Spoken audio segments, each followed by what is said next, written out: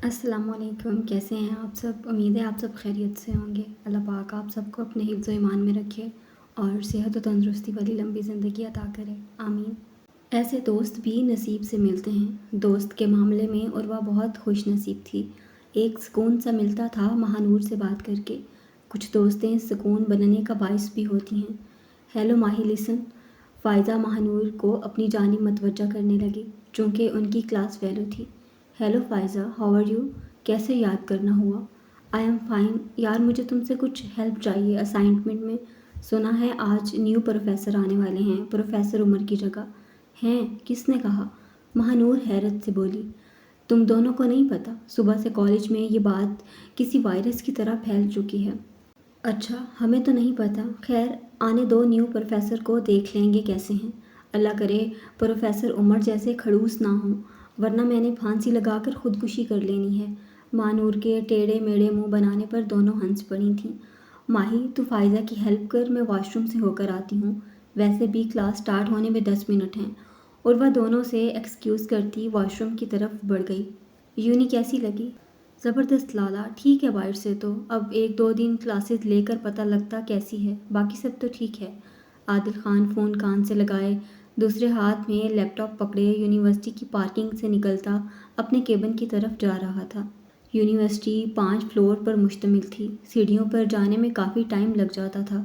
सब लिफ्ट से ही जाते थे और वह वॉशरूम से सीधा अपने फ्लोर पर जाने लगी, क्योंकि माही ने उसे कहा था मैं तुम्हें वहीं मिलूँगी। बेस्ट ऑफ लक, तुम्हारा दिन अच्छा गुजरे। शुक्रिया लाला। चलें फिर बात करते हैं। मैं अपने केबिन की तरफ जा रहा हूँ, जो 4th फ्लोर पर है। ठीक है, घर पर मिलते हैं, अल्लाह हाफिज़। आदिल कॉल बंद करते मोबाइल को पॉकेट में रखते लिफ्ट में दाखिल हुआ। उर्वा लिफ्ट को बंद होते देखते हड़बड़ाते हुए भागते हुई लिफ्ट में दाखिल होते गहरे सांस लेने लगी। उसके दाखिल होने के 1 सेकंड बाद लिफ्ट बंद हो चुकी थी। शुक्र अल्लाह जी, मैं पहले दाखिल हो गई। और वह आंखें बंद करते बड़बड़ाई। अपने पास किसी की मौजूदगी महसूस करते उसने झट से अपनी आंखें खोली और आंखें मज़ीद हैरत से फैल सी गईं। सामने ही एक नौजवान लड़का खड़ा था, ब्लू 3 पीस सूट में, फॉर्मल ड्रेसिंग में। इंतहा का हैंडसम और डैशिंग लग रहा था। आदिल ने आंखें सुकेड़ कर अपने सामने खड़ी लड़की को देखा, जिसकी सांसें फूल चुकी थीं।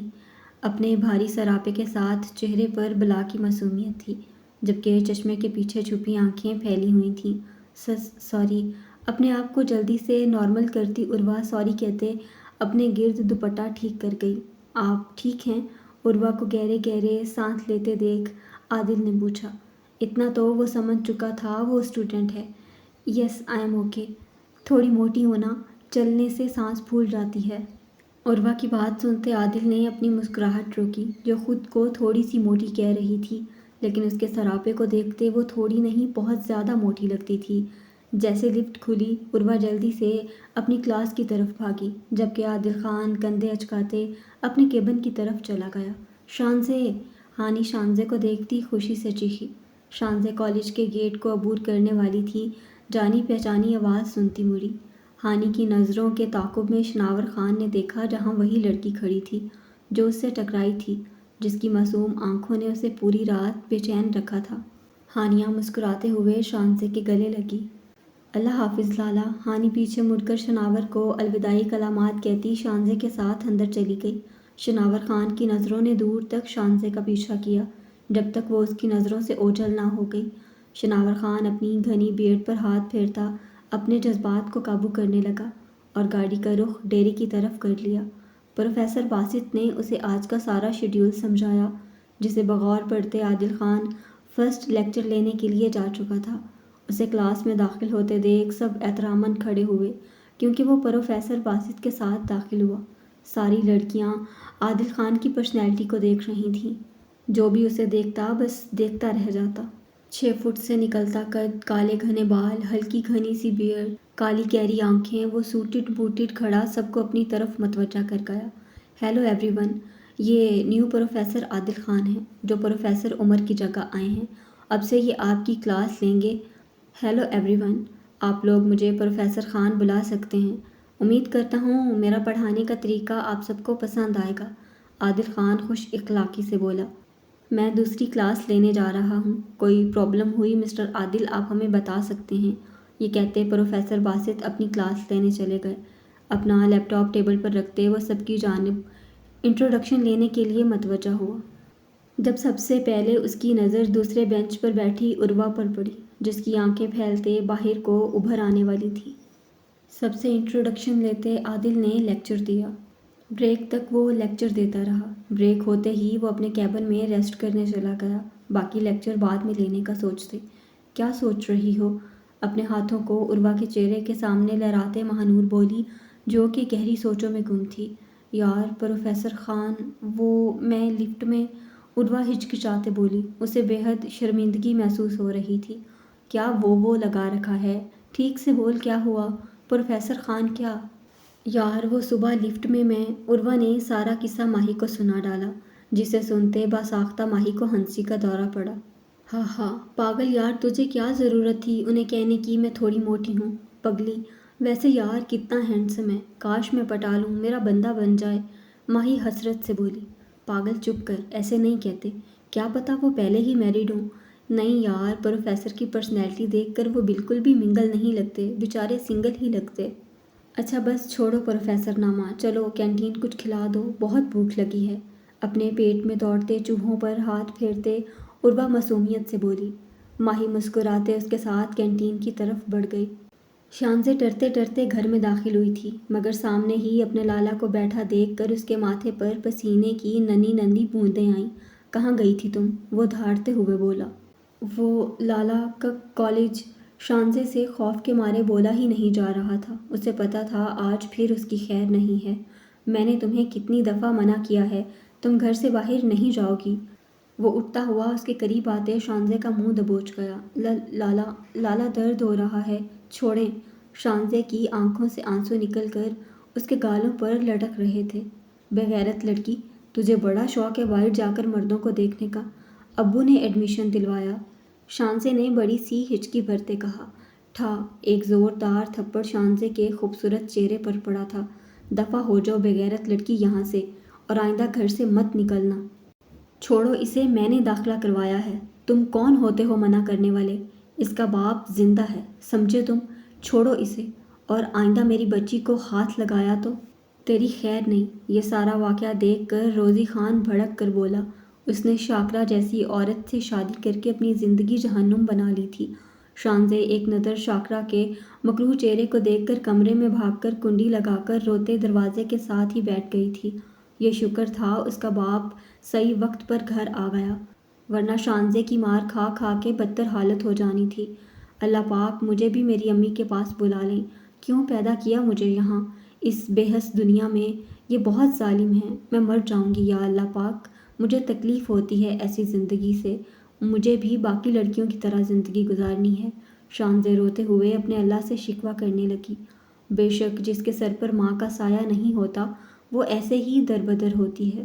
منتہا کچن میں کھانا بنا رہی تھی۔ ویسے تو حویلی میں بہت سے ملازم تھے، مگر سب کو منتہا کے ہاتھوں کا کھانا پسند تھا، خاص طور پر زریز کو۔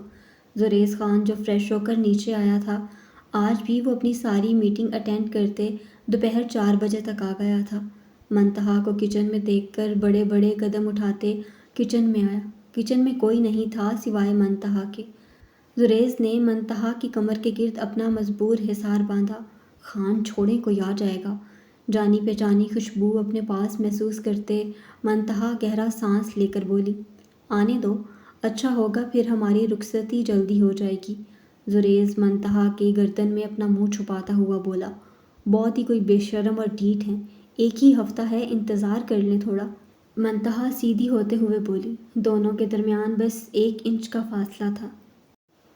زریز کی گرم گرم سانسیں منتہا اپنے چہرے پر محسوس کر رہی تھی۔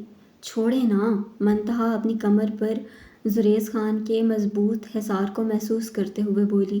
اچھا پہلے ایک کس کر دو گال پر، پھر چھوڑ دوں گا، کوئی آ جائے گا۔ خان شرم حیا بیچ کر آئے ہیں کیا؟ ہاں نہیں تو سنبھال کر رکھی ہے، شادی والی رات ساری شرم و حیا بیچ کر آؤں گا۔ زریز خان آنکھ مارتے ہوئے بولا۔ منتہا بیٹا جلدی کرو، کھانا کب تک پکے گا؟ فوزیہ چاچی کی آواز سن کر زریز جلدی سے منتہا سے جدا ہو کر کچھ فاصلے پر کھڑا ہو گیا۔ جب فوزیہ کچن میں داخل ہوئی۔ زریز بچہ، تم یہاں کیا کر رہے ہو؟ کچھ نہیں چچی، بس منتہا سے پوچھنے آیا تھا کھانا تیار ہے یا نہیں، بھوک لگی ہے۔ زریز سر کھجاتے ہوئے بولا اور وہاں سے چلا گیا۔ بیٹا کھانا تیار ہے کیا؟ فوزیہ مسکراتے ہوئے منتہا سے پوچھنے لگی۔ جی مامی جان تیار ہے۔ پھر جلدی سے کھانا لگاؤ میرا بچہ، میں روشنا کو بلاتی ہوں تمہاری مدد کر دے۔ ٹھیک ہے مامی۔ منتہا مسکراتے ہوئے کھانا نکالنے لگ گئی۔ حجرے میں شناور اور زریز خان کھانا کھانے کے بعد چائے پی رہے تھے۔ شناور، زریز خان جو رف فلیے میں گرے ٹی شرٹ کے ساتھ بلیک ٹراؤزر پہنے بیٹھا تھا، چائے کے مگ کو میز پر رکھتے ہوئے شناور کو پکارا۔ شناور خان جو بلیک شرٹ کے ساتھ بلیک ٹراؤزر پہنے باہر کے نظاروں میں گم تھا۔ اس نے بغیر دیکھے جواب دیا۔ مجھے تم کچھ بدلے ہوئے لگ رہے ہو، زریز خان نے چائے کا گھونٹ بھر کر کہا۔ شناور نے مسکرا کر اسے دیکھا۔ مسکرا کیوں رہا ہے؟ میں نے کون سا لطیفہ سنایا ہے؟ زریز خان نے تیور چڑھا کر کہا۔ تو کیا کروں تو بتا۔ شناور خان آگے ہو کر بیٹھا۔ میری بات کا جواب دیں، زریز خان تکیے سے ٹیک لگاتے بولا۔ یہ تبدیلی کیسی شناور خان میں؟ چل اب سچ بتا، کیا کرتا پھر رہا ہے؟ مجھے تو کسی لڑکی وڑکی کا چکر لگ رہا ہے۔ زریز خان مسکراہٹ چہرے پر سجائے آنکھ دبا کر بولا۔ شناور خان نے اسے گھورا۔ آنکھیں نہیں دکھا، اب یہ بتا، جب داجی نے شادی کا کہا تو نے کیوں انکار کیا؟ مجھے سچ سچ بتا کہ کیا بات ہے، ورنہ میں… زریز ابھی کچھ بولتا کہ شناور بولا۔ کوئی لڑکی ہے، ایک نظر میں آنکھوں سے دل میں اتر گئی ہے۔ دیکھا، مجھے پہلے ہی شک تھا، یہ جو تو اکیلے بیٹھ کر مجنوں کی طرح مسکرا رہا ہوتا ہے۔ زریز خان نے ہاتھ پر ہاتھ مارا اور ہنسا، جیسے اس کے ہاتھ خزانے کا سرا لگ گیا ہو۔ کیا گل کھلائے ہیں ابھی تک؟ زریز خان نے اپنی دھن میں سوال کیا۔ شناور نے عجیب نظروں سے گھورا۔ نہیں، میرا مطلب ہے ادھر کے کیا حالات ہیں؟ ادھر تو میرا بھائی پہلی نظر میں دلہار بیٹھا ہے۔ زریز خان ہنستے ہوئے بولا۔ وہاں کے حالات کا مجھے نہیں پتا، شناور خان نے گہرا سانس بھرتے کہا۔ واہ کیا بات ہے! زریز کی ہنسی رک ہی نہیں رہی تھی۔ شناور اسے دیکھے جا رہا تھا۔ بس بند کر یہ ڈرامے۔ شناور میز سے گاڑی کی چابیاں لے کر اٹھا۔ زریز کی ہنسی کو اگنور کیے حجرے سے نکل گیا۔ پیچھے سے زریز خان کے قہقہے گونج رہے تھے۔ رات کا نہ جانے کون سا پہر تھا جب زریز خان منتہا کے کمرے میں داخل ہوا۔ بلیک کلر کے کھلے ٹراؤزر شرٹ پہنے منتہا گہری نیند سو رہی تھی۔ زریز خان یک ٹک اسے مسلسل 1 گھنٹے سے دیکھ رہا تھا۔ زریز نے جھک کر منتہا کے ماتھے پر پیار بھرا بوسہ دیا۔ وہ نہیں چاہتا تھا اس کی نیند خراب ہو۔ وہ اٹھا اور منتہا پر چادر صحیح کر کے جانے کے لیے مڑا، جب اپنا بازو منتہا کے نرم ہاتھوں کے حصار میں پایا۔ زریز نے پیچھے مڑ کر اسے دیکھا جو جاگ رہی تھی۔ خانم تم سوئی نہیں تھی کیا؟ زریز سوالیہ نظروں سے دیکھتے منتہا کے ساتھ بیڈ پر بیٹھے پوچھنے لگا۔ میں سو رہی تھی خان، مگر پھر آپ کی خوشبو اپنے پاس محسوس کر کے جاگ گئی۔ منتہا زریز خان کے سینے میں منہ چھپائے سرگوشی میں بولی۔ میری جان، میں نے نیند خراب کر دی کیا تمہاری؟ زریز خان منتہا کے گرد اپنا حصار مضبوط کرتے بولا۔ نہیں خان، آپ کے آنے سے میری نیند خراب نہیں ہوئی، مجھے سکون ملا ہے، وہ اس کے دل کے مقام پر لب رکھتے ہوئے بولی۔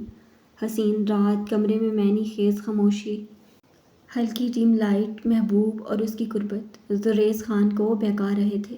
منتہا کا دل زوروں سے دھڑکنے لگا تھا، ہاتھ پاؤں سن پڑ گئے تھے زریز خان کی قربت پر۔ بہت ظلم کر رہی ہو تم مجھ پر جانم، ایک تو اپنے حسن سے اتنا قہر برپا کر رہی ہو، مجھے بہکا رہی ہو تم۔ اگر زریز خان بہک گیا، منتہا خان کی جان مشکل میں پڑ جانی ہے۔ جن سے محبت کی جاتی ہے ان کی قربت سکون دیتی ہے، اور مجھے آپ کی قربت سکون دیتی ہے خان۔ اور گھبرانا شرمانا یہ تو ہوتا رہتا ہے نا، لڑکی ہوں اب شرماؤں گی نہیں تو اور کیا کروں گی؟ منتہا مسکراتے ہوئے زریز خان کے دل کے مقام پر لب رکھتے ہوئے بولی۔ ہاں ہاں، کافی سمجھدار ہو گئی ہے میری جانم۔ زریز خان بیڈ پر لیٹے ہوئے منتہا کا سر اپنے سینے پر رکھ گیا تھا۔ میں بہت خوش ہوں خان، میں ہمیشہ ہمیشہ کے لیے آپ کی ہو جاؤں گی اور آپ میرے، پھر روز اس طرح آپ کے سینے پر سر رکھ کے لیٹوں گی۔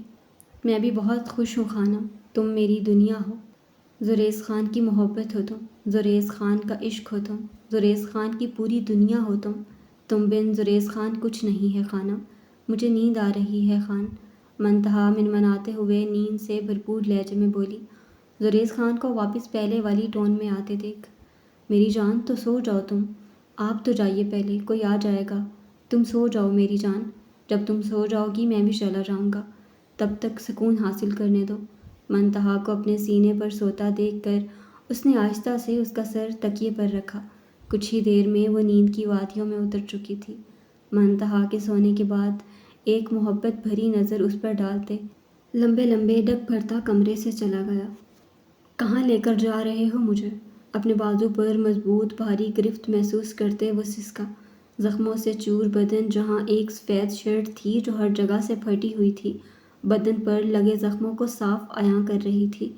قبر میں دفنانے، اس آدمی نے زور سے اسے جھٹکا دیا جس سے وہ کراہتے فرش پر گرا، جبکہ منہ سے دلخراش چیخ نکلی، چپ کر کمینے، تجھے ایسی جگہ لے کر جا رہا ہوں جہاں تجھے اپنے ماں باپ یاد آ جائیں گے۔ مقابل اس کی مزاحمت دیکھتے ایک زوردار تھپڑ اس کے منہ پر جڑ گیا۔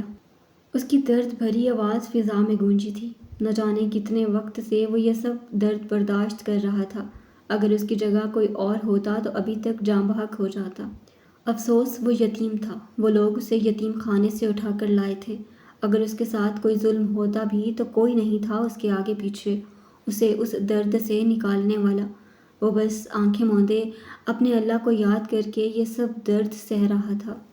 آنکھیں مسلسل درد سے رونے پر دھندلی ہو چکی تھیں۔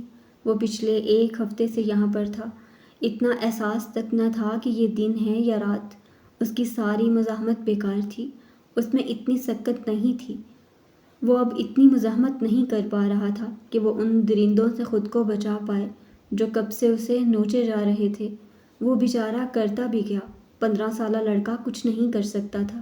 یہاں تجھے کوئی بھی بچانے والا نہیں آئے گا، ادھر ہم جو بولیں گے تجھے وہی کرنا ہوگا، بنا چوں چرا کے۔ اسے بالوں سے پکڑتے وہ گھسیٹتے ہوئے اندھیرے کمرے میں لے گیا اور وہ بیچارہ بچہ چیخیں مارتا رہ گیا۔ اے موٹی کدھر مر گئی؟ ہاجرہ بیگم چلاتے ہوئے بولی۔ عروہ جو واش روم میں فریش ہو رہی تھی، ہاجرہ کی آواز سنتے ہڑبڑا کر جلدی جلدی کپڑے پہنتے ان کے سامنے حاضر ہوئی، لیکن آتے ہوئے اسے 5 سے 6 منٹ لگ چکے تھے۔ کھا کھا کے موٹی ہو گئی ہو، چلا بھی نہیں جا رہا، جب میں بلاؤں تو پہلی آواز پہ آ جایا کرو۔ تمہیں پتہ ہے نا شہزاد کو جب بھوک لگتی ہے تو وہ آپے سے باہر ہو جاتا ہے۔ جا میرے بیٹے کو کھانا کھلا کر آ، کب سے بھوکا بیٹھا ہے تیرے انتظار میں کہ میں دلہن مہارانی کے ساتھ کھانا کھاؤں گا، اور یہاں دلہن کے نخرے ہی ختم نہیں ہو رہے۔ اچھا تائی، عروہ پلیٹ میں سالن ڈالے ٹرے میں رکھے ڈرتے ڈرتے شہزاد کے کمرے میں جانے لگی۔ عروہ ڈر رہی تھی کہ شہزاد پھر سے کوئی بدتمیزی نہ کر دے۔ عروہ کمرے کے اندر داخل ہوئی۔ شہزاد اس کو دیکھتے ہی اس کے قریب آیا۔ دلہن میں کب سے تیرا انتظار کر رہا ہوں، میں تیرے ساتھ کھانا کھاؤں گا اور تو مجھے اپنے ہاتھوں سے کھلائے گی۔ شہزاد بے باکی سے ہاتھ بڑھاتے اس کے چہرے پر پھیرتے ہوئے بولا۔ آنکھوں سے نکلنے والے آنسوؤں کو روکتے عروہ قدم با قدم پیچھے لیتی تھوڑا سا دور ہوئی۔ شش شہزاد بھائی، آپ کھانا کھا لیں۔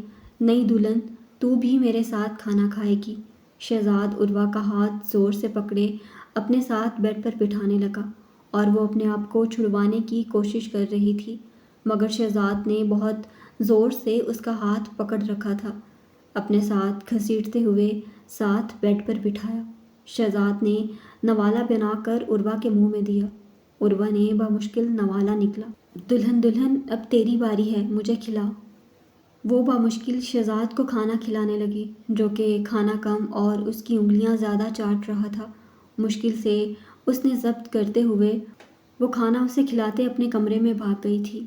اسے اب ماہی کے پلان کے مطابق جلد سے جلد گھر سے نکلنا تھا تاکہ شہزاد جیسے عذاب سے اس کی جان چھوٹے، لیکن وہ نہیں جانتی تھی زندگی اس کا بہت بڑا امتحان لینے والی ہے۔ پیچھے کھائی تھی تو آگے کنواں۔